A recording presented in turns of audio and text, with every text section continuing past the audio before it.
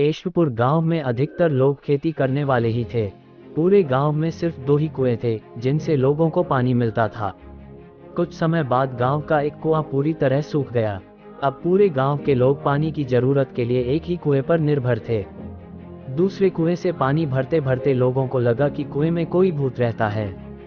जब गांव के किसान कुएं से पानी भरते थे तो उन्हें अजीब सी आवाजें सुनाई देती थीं। खेती करने वाले पुरुषों की पत्नियां तो डर के मारे कुएं के आसपास भी नहीं आती थीं। धीरे धीरे पूरे गांव में बात फैल गई कि कुआं भूतिया है। अब रात के समय कोई भी कुएं के पास नहीं जाता था। इसी बीच गांव का एक बच्चा कहीं खो गया। काफी ढूंढने के बाद भी बच्चा जब नहीं मिला तो कुछ लोग कुएं के पास बच्चे को देखने के लिए गए।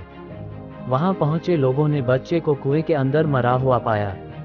अब एक तो कुएं का पानी खराब हो गया और दूसरा बच्चा कैसे मरा इसको लेकर गांव के सभी किसान परेशान हो गए थे।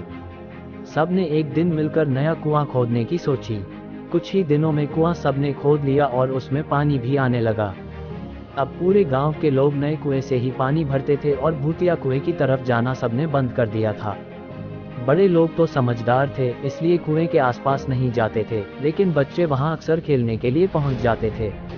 एक दिन 4-5 बच्चे भूतिया कुएं के पास खेल रहे थे, तभी एक बच्चा कुएं में गिर गया।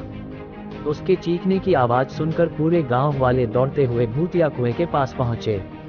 उन्होंने कुएं के अंदर देखा तो बच्चा मरा हुआ दिखा।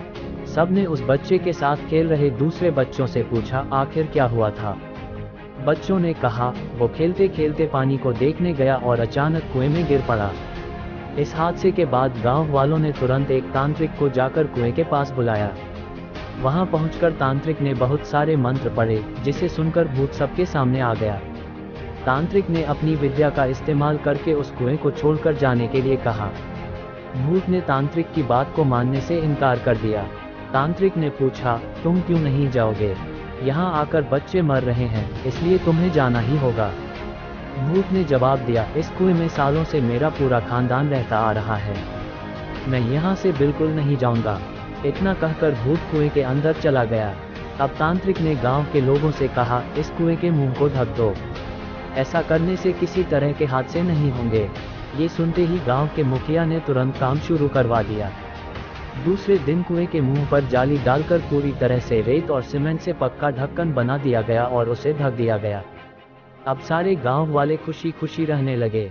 उस दिन के बाद से गांव में ऐसी किसी तरह की घटना नहीं हुई और भूतिया कुएं के डर से लोग मुक्त हो गए।